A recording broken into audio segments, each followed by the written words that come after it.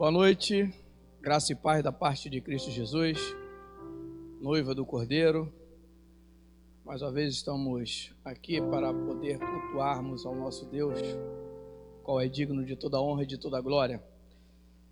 Permita, meus amados que estão em seus lares, a entrar em sua casa para podermos estar divulgando, adorando ao Senhor.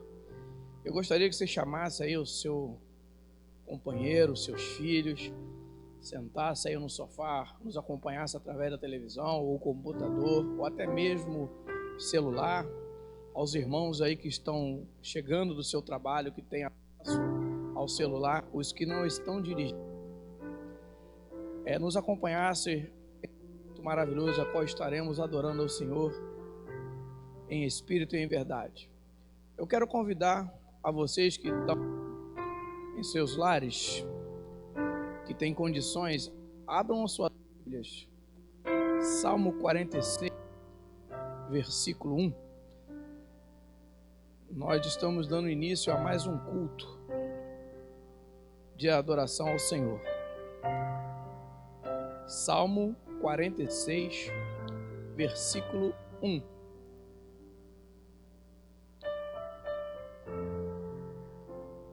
Diz assim: nosso refúgio e fortaleza, socorro bem presente na angústia. Repita comigo aí na sua casa: Deus é nosso refúgio e fortaleza, socorro bem presente na angústia. Louvado seja o nome do Senhor. Dizer que Deus é nosso refúgio e fortaleza significa afirmar que nele encontramos toda a força e proteção necessária, independente das circunstâncias que possam nos afligir. O salmista, ele diz: Deus é o nosso refúgio e fortaleza, socorro bem presente na hora da angústia. Louvado seja Deus. A verdade bíblica expressa no primeiro verso desse salmo tem sido um conforto para os crentes, para nós cristãos, de diferentes épocas, diferentes lugares.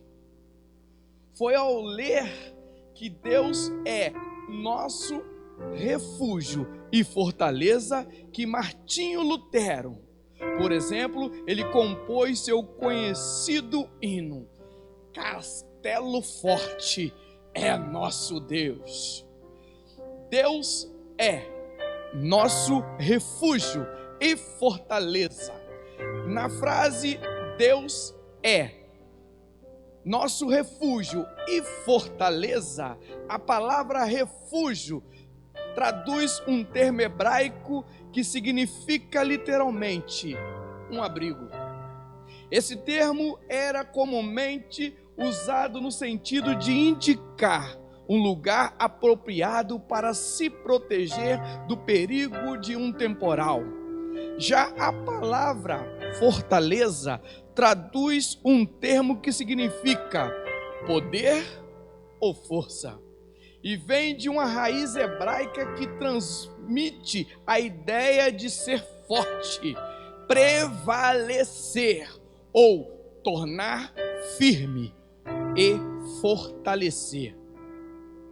Então nós podemos entender que ao mesmo tempo em que Deus é nosso refúgio, ao ser suficientemente poderoso para nos preservar quando tudo ao nosso redor parece ruir, Ele é também a nossa fortaleza e comunica sua força em nós, tornando-se firmes.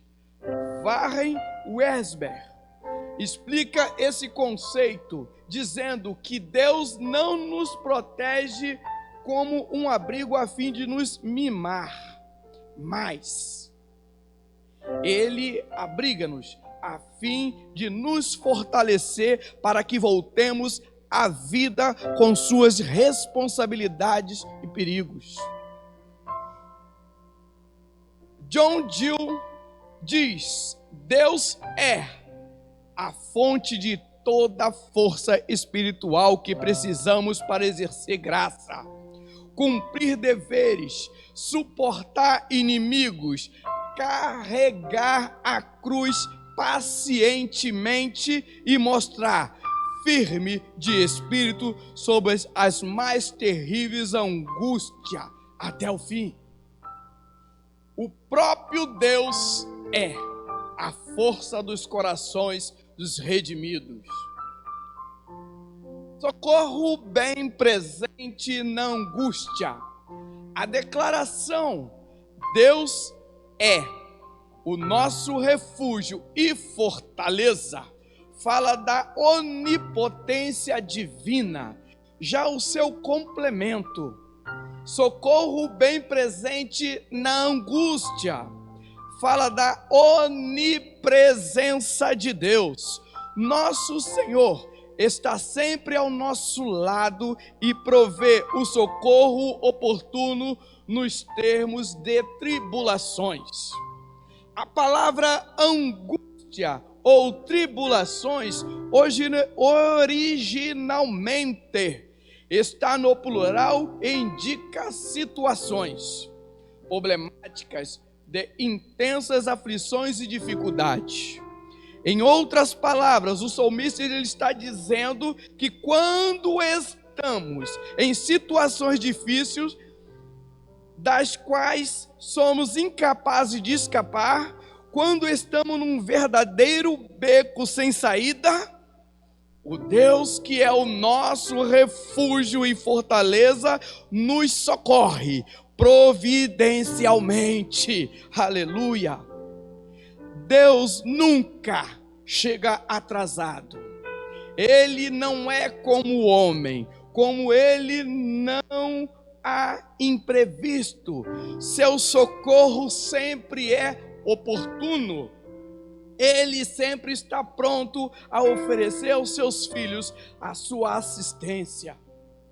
O verdadeiro crente, o verdadeiro cristão, não tem o que temer diante de um Deus que repetidamente lhe diz em suas palavras, conforme está em Isaías 41:10, em Deuteronômio, capítulo 1, versículo 21, capítulo 3, versículo 2, capítulo 31, versículo de 6 a 8, Juízes, capítulo 6, versículo 23, segundo livro dos Reis, capítulo 1, versículo 15. Não temas, porque eu sou contigo. Meu amado, o Senhor é contigo. Minha amada, o Senhor é contigo. Jovem, o Senhor é contigo. Adolescente, o Senhor é contigo. Igreja Batista Peniel, o Senhor é contigo. Aleluia! Por esse motivo, o salmista diz: pelo que não temeremos, ainda que a terra se mude, e ainda que os montes se transportem para os meios dos mares. Aleluia! Salmo 46, versículo 2. Deus é o nosso refúgio e fortaleza. Eu gosto muito das palavras de Calvino, que ao explicar que quando as coisas ficam um tanto confusas, quando os céus parecem como que a vir abaixo com a intensa violência, quando a terra se move de seu lugar e as montanhas são arrancadas dos seus próprios fundamentos, não obstante, continuamos a preservar e a manter a calma e tranquilidade no coração, porque Deus é o nosso refúgio e fortaleza. Nós sempre devemos manter a mente que nosso Deus é soberano. Ainda que tudo fique caótico aos nossos olhos, ainda que o mundo desmorone diante de nós, devemos saber que todas as coisas estão sob o controle do nosso Deus. Eu concordo com o Isber quando ele diz que as circunstâncias podem se alterar, mas, aleluia, a aliança do Senhor com seu povo nunca muda. Deus é o nosso refúgio e fortaleza em meio às incertezas da vida. Aleluia. Deus abençoe a cada um de vocês. Estaremos orando para darmos continuidade neste culto tão maravilhoso de adoração ao Senhor. Deus bendito e eterno, obrigado, Senhor, por esta palavra tão maravilhosa de introdução, Senhor. Em nome do Senhor Jesus Cristo, eu quero, Senhor, te adorar, Senhor, em espírito e em verdade. Quero te pedir pelos teus filhos, Senhor, uns que estão saindo dos seus trabalhos neste momento, outros que estão em suas conduções, aos teus filhos e tuas filhas que já se encontram em casa, sentados, Senhor, acomodados no sofá, ou até mesmo à mesa, Senhor, utilizando, Senhor, este meio de comunicação para podermos juntos, Senhor, embora separados, mas juntos em Cristo Jesus, te adorando em espírito e em verdade. Senhor, toma a direção deste culto, Senhor, toma a direção, Senhor, porque nós somos instrumento em tuas mãos, Senhor. Usa-nos conforme a tua vontade e o teu querer, Senhor.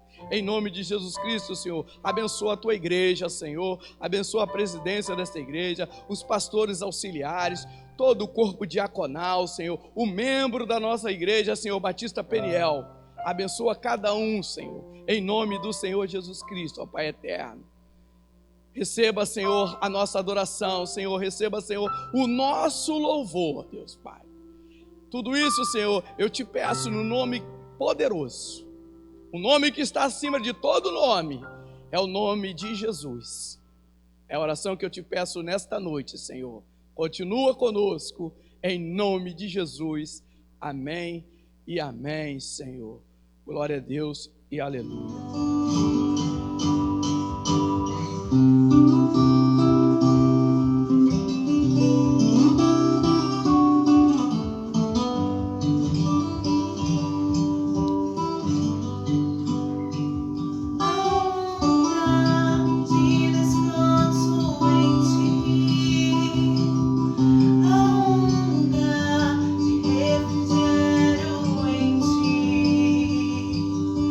Há um lugar onde a verdade reina.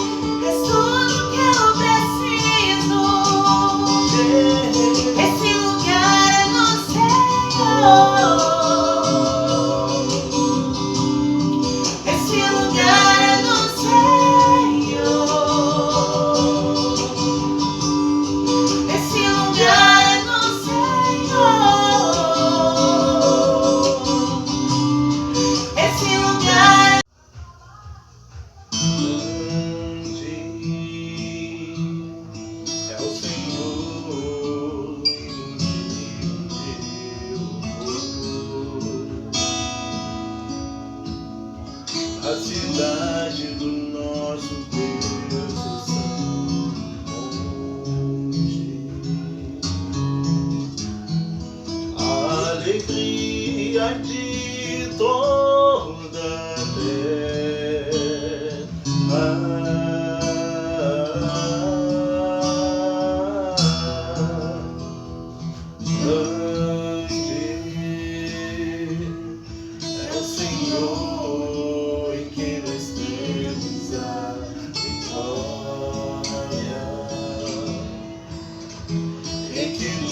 ajuda contra o inimigo.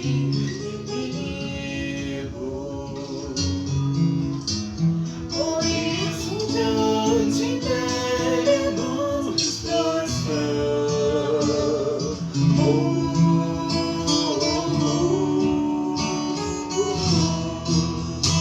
queremos o teu nome engrandecer e agradecer-te por sua obra em nossas vidas. Confiamos em teu infinito amor. Só tu és o Deus eterno sobre toda a terra e céu.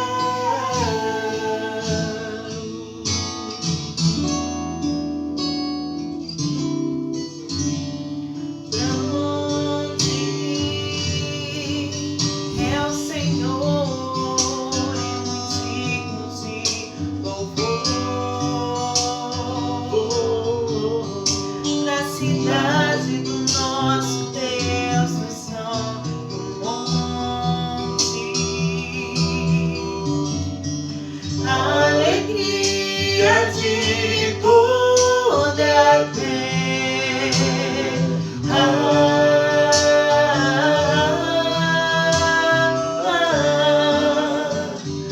Grande é o Senhor, em quem nós temos a vitória, e que nos ajuda contra o inimigo.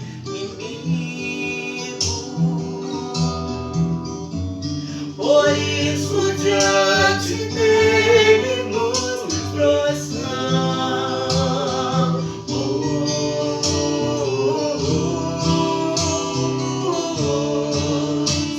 Queremos o teu nome engrandecer e agradecer-te por sua obra em nossas vidas.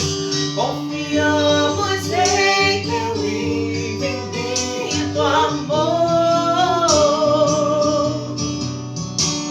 pois só tu és o Deus eterno sobre toda a terra e céu.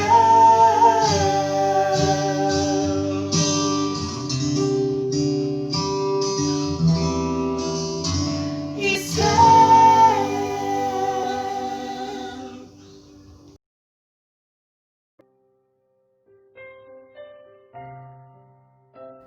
Olá, meus amados.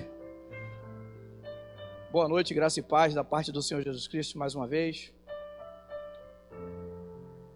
Gostaria de convidar a vocês que estão tendo condições em seus lares, abrirem as suas Bíblias Sagradas para nós fazermos menção da palavra do Senhor.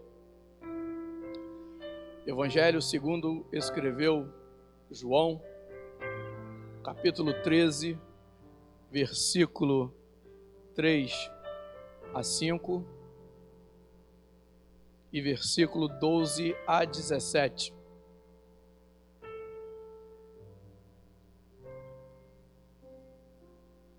Evangelho segundo escreveu João, capítulo 13, versículo 3 a 5 e 12 a 17.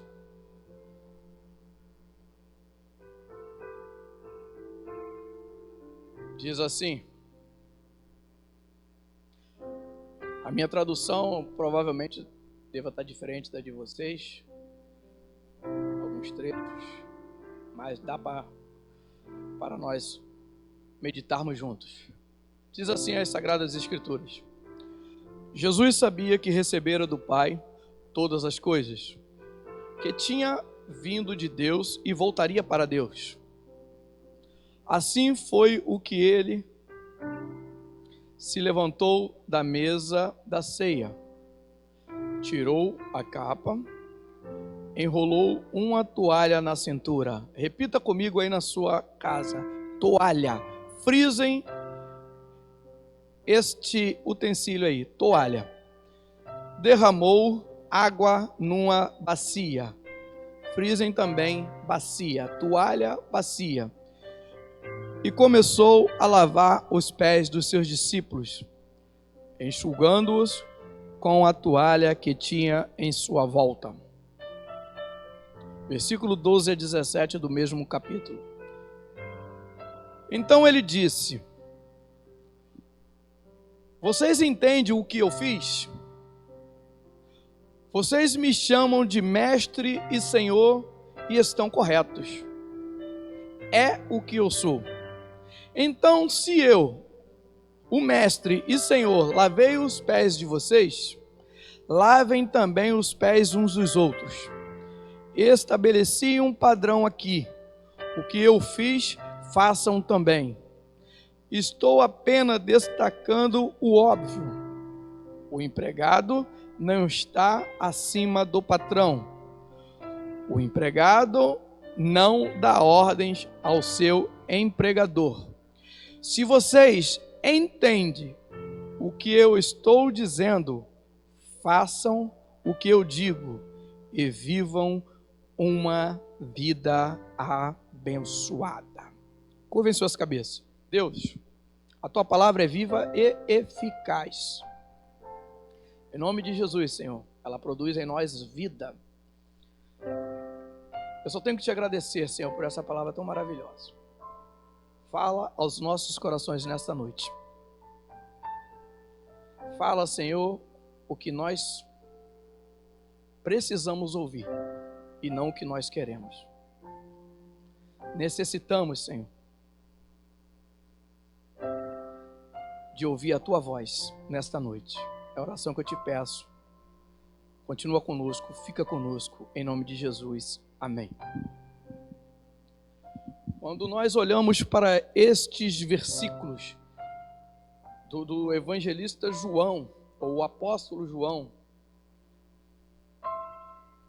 ninguém melhor do que Jesus para nos ensinar a respeito do serviço cristão. Jesus, ele quebra todos os paradigmas da história e faz uma revolução usando uma bacia e uma toalha. A partir de então, a bacia e a toalha se tornam símbolos do discipulado e do serviço cristão. Todo discípulo de Jesus tem como marcas do seu serviço a bacia e a toalha. E eu quero falar com vocês nesta noite, convidar vocês a viajar comigo, a imaginarmos aquele local aonde Jesus estava reunido com os seus discípulos. Segundo alguns historiadores, eles afirmam que aquele dia era um dia de primavera muito quente. Era uma época em que as ruas de Jerusalém ficavam muito secas. Imaginem vocês comigo, como é que deveriam estar os pés de Jesus e dos seus discípulos. Então eles entram numa sala e cada um toma o seu lugar ao redor da mesa. O curioso aqui é notar que em Lucas, no capítulo 22, no versículo 24, os discípulos eles estavam discutindo qual deles seria o maior no reino dos céus. Mas quando nós começamos a entrar dentro da história, a meditarmos com profundidade nesses versículos, nós podemos imaginar que a parede daquela sala, ali havia pendurado, ou estava pendurado, uma toalha, e no chão havia uma jarra e uma bacia. O assunto estava tão bom demais que eles nem sequer se lembraram que os seus pés estavam cheios de poeira das ruas de Jerusalém. Quaisquer dos discípulos poderiam de forma voluntária começar a lavar os seus próprios pés, mas ninguém o faz. Então a Bíblia vai nos dizer que depois de alguns momentos o inesperado acontece. É o início da revolução que marcaria de uma vez por toda a vida dos discípulos de Jesus.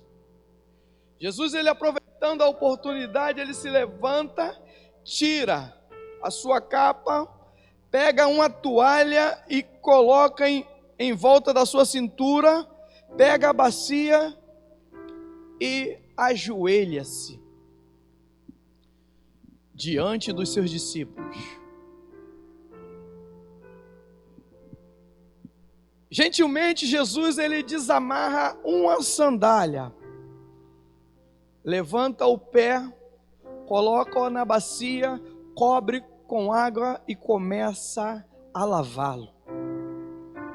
Um a um pé encardido e empoeirado após o outro.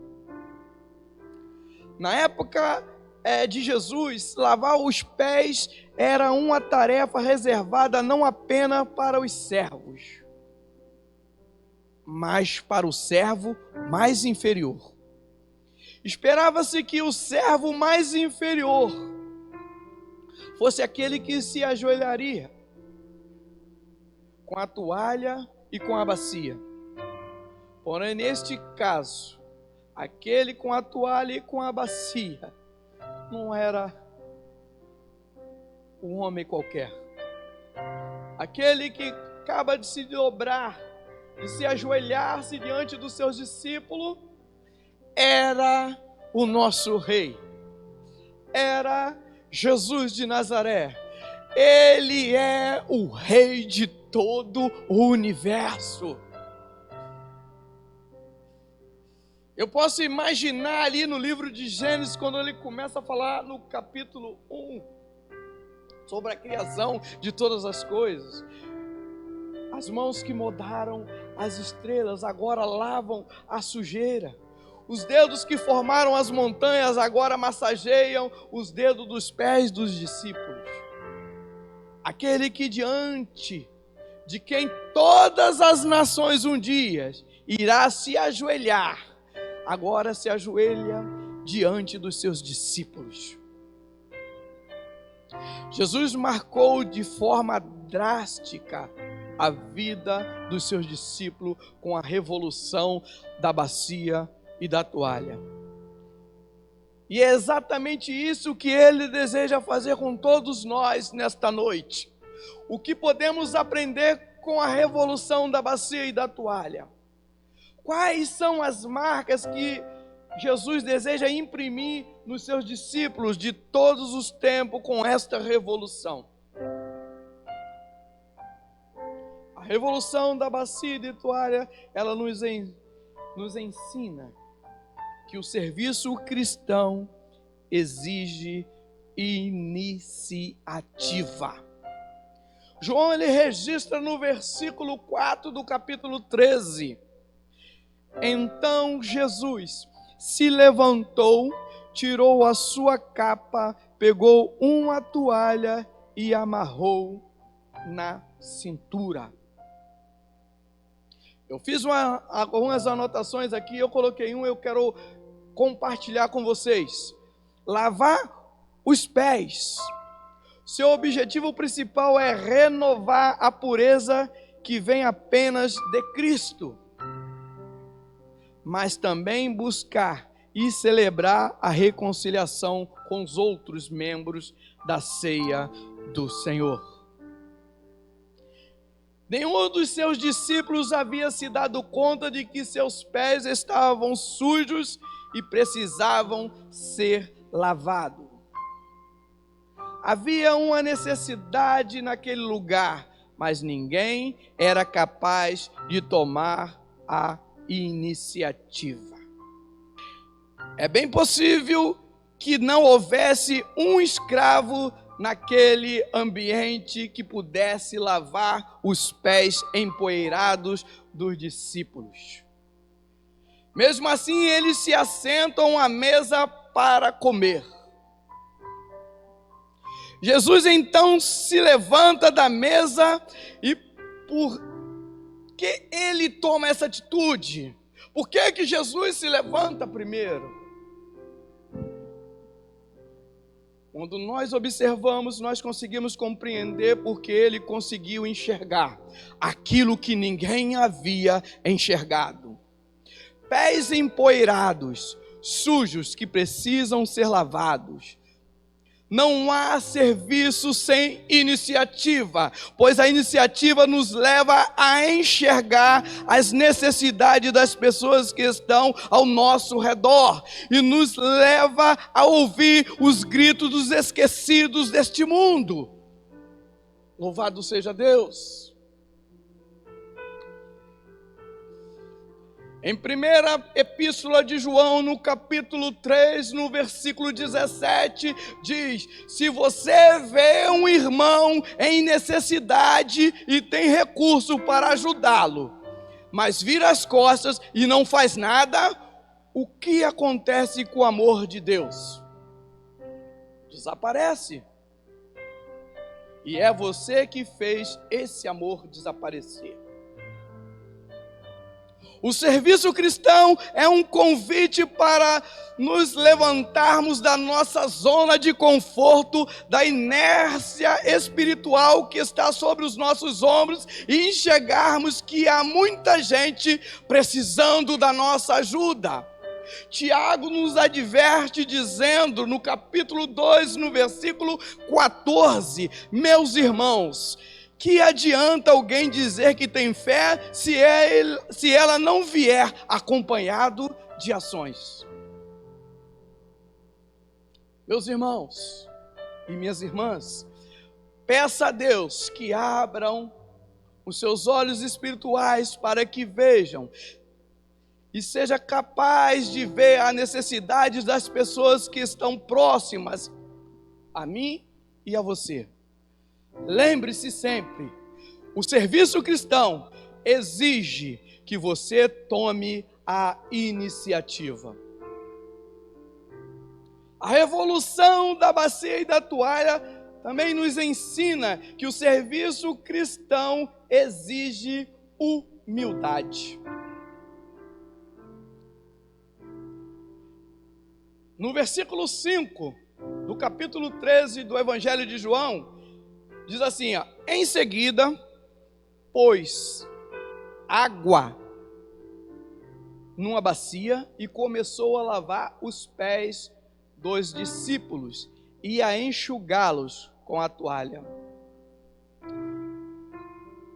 Jesus, ele mostrou toda a sua humildade quando preparou o ambiente, lavou e enxugou os pés dos discípulos. Para que isso acontecesse, ele precisou se dobrar. A grandeza do discípulo de verdade só se alcança quando ele é capaz de se dobrar.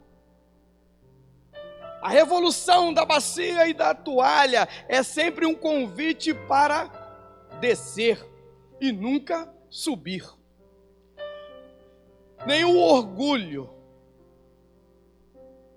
nenhuma prepotência, nenhum soberbo vai conseguir entender a grandeza da humildade.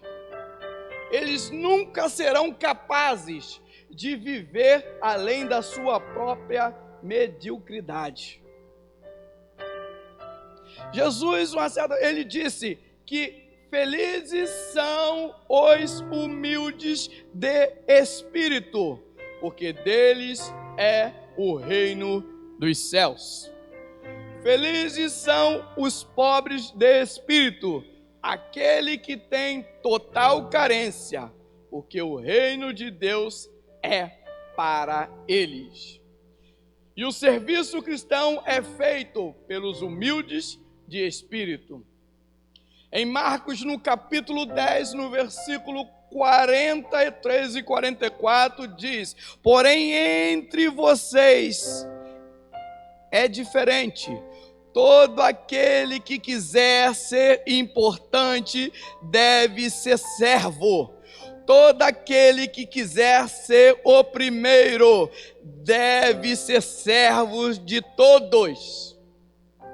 O apóstolo Paulo, escrevendo aos Romanos e falando a respeito da nova vida no serviço de Deus, ele disse o seguinte, no capítulo 12, no versículo 3: por causa da bondade de Deus para comigo, me chamando para ser apóstolo, eu digo a todos vocês que não se achem melhores do que realmente são. Pelo contrário, pensem com humildade a respeito de vocês mesmos e cada um julgue a si mesmo conforme a fé que Deus lhe deu. Que Deus encontre em nós nesta noite humildade. Humildade capaz de nos tornarmos seres que se dobram para lavar os pés daqueles que estão gemendo ao nosso redor. Sem humildade, você não tem condições de participar dessa revolução iniciada por Jesus. Somente aqueles que descem, que se dobram, podem se engajar nessa empreitada de amor. A revolução da bacia e da toalha também nos ensina que o serviço cristão exige obediência. Palavra bonita, né? Obediência. João, ele registra no capítulo 13, no versículo 13 a 15: vocês me chamam de mestre e de senhor, e tem razão, pois eu sou mesmo. Se eu, o Senhor e mestre, lavei os pés de vocês, então vocês devem lavar os pés uns dos outros, pois eu dei o exemplo para que vocês façam o que eu fiz. Jesus queria ensinar algo a mais aos seus discípulos. Não bastaria que eles tivessem a iniciativa e humildade se não fossem capazes de dar continuidade àquela revolução. Os discípulos, eles obedeceram a essa revolução. A revolução da bacia e da toalha alcançou nossa vida neste tempo. Jesus não pediu algo aos seus discípulos que ele mesmo não fossem capazes de fazer. Como mestre e senhor, ele não precisava fazer aquilo, mas ele deu o exemplo. Jesus fez primeiro. Jesus nos manda amar porque ele nos amou primeiro. Jesus nos manda a perdoar, porque Ele nos perdoou primeiro. Jesus nos manda a lavar os pés das pessoas, porque Ele lavou os pés dos seus discípulos primeiro e lavou os nossos pecados na cruz do Calvário com seu sangue. Aleluia! Não há nenhuma chance de ser um discípulo de Jesus aquele que não é capaz de obedecer às suas ordens. Certa vez, Jesus disse o seguinte aos seus discípulos, Lucas capítulo 6, versículo 46. Porque vocês me chamam Senhor e Senhor, e não fazem o que eu digo. Precisamos obedecer.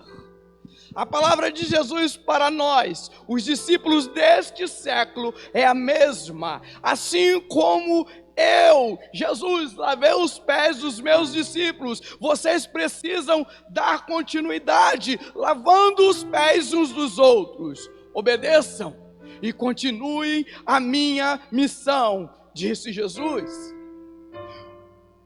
João no capítulo 14, no versículo 15, se vocês me amam, palavras de Jesus, se vocês me amam, obedeçam aos meus mandamentos. Obedecer é tão nobre quanto comandar.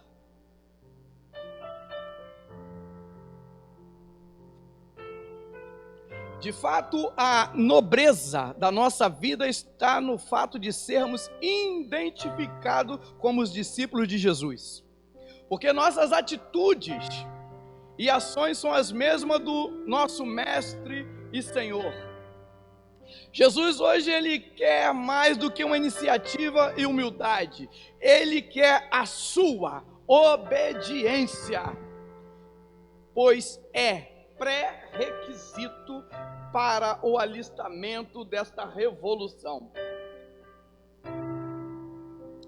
Você foi planejado, você foi criado, você foi moldado para servir a Deus, servindo as pessoas. Não há como dizer que você serve a Deus se você é incapaz de servir alguém que está perto de você. Alguém disse com muita propriedade de que quem não vive para servir, não serve para viver. Será que a nossa vida ainda serve para ser vivida? Eu quero te dizer, meu amado e minha amada, que a revolução da bacia e da toalha nos ensina que o serviço cristão exige iniciativa, que o serviço cristão exige humildade, que o serviço cristão exige obediência. Se você não quer também fazer parte da revolução e da bacia e da toalha, essa revolução de amor iniciada por Jesus, o Mestre e Senhor, é uma pergunta. Você não quer fazer parte? Pense, medite, reflita nestas palavras.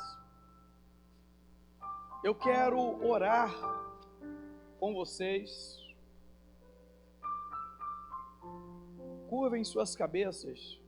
Deus de amor, bendito seja o teu nome, Senhor. Obrigado pela tua palavra mais uma vez, Senhor.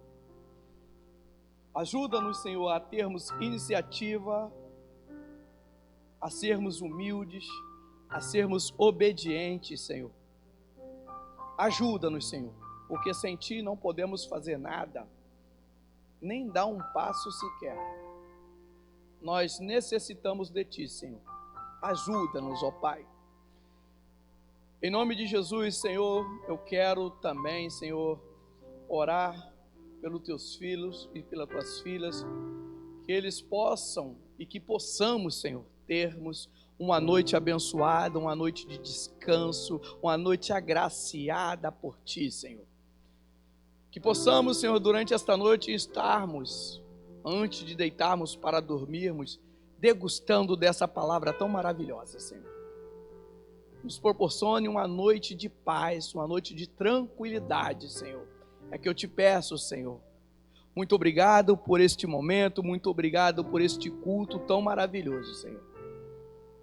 É muito bom poder te servir, Senhor Jesus. Obrigado, Senhor, por tudo o quanto o Senhor tem feito. É a oração que eu te peço nesta noite, Senhor. E desde já eu te agradeço por tudo o quanto o Senhor tem feito para conosco. Em nome de Jesus, amém e amém. Amados e amadas, vocês possam ter uma excelente noite, até uma outra oportunidade, graça e paz da parte de Cristo Jesus. Amém.